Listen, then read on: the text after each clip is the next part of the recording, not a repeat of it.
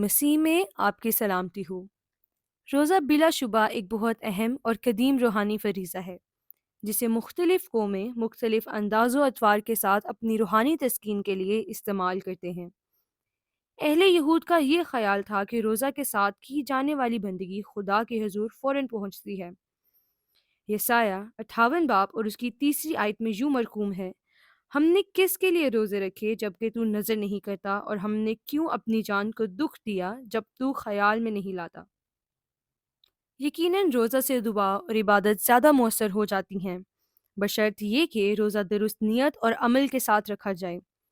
عہد عتیق میں بہت سے انبیاء اس کی تعلیم دیتے ہیں۔ ذکریہ 7 باب اس کی 5 تا 12 آیات، پہلا سلاطین اس کا 12واں باب اور اس کی 27ویں آیت، نہمیہ اس کا 9واں باب اور اس کی پہلی آیت، زبور 35 اور اس کی 13ویں آیت میں روزہ کے مختلف تصورات پیش کیے گئے ہیں۔ عہد جدید میں روزہ کا مسیحی تصور یسوع مسیح کی تعلیمات میں بڑا واضح ہے۔ یسوع مسیح نے فرمایا کہ روزہ ضرور رکھو لیکن دکھاوے کے لیے نہیں بلکہ خدا کے لیے۔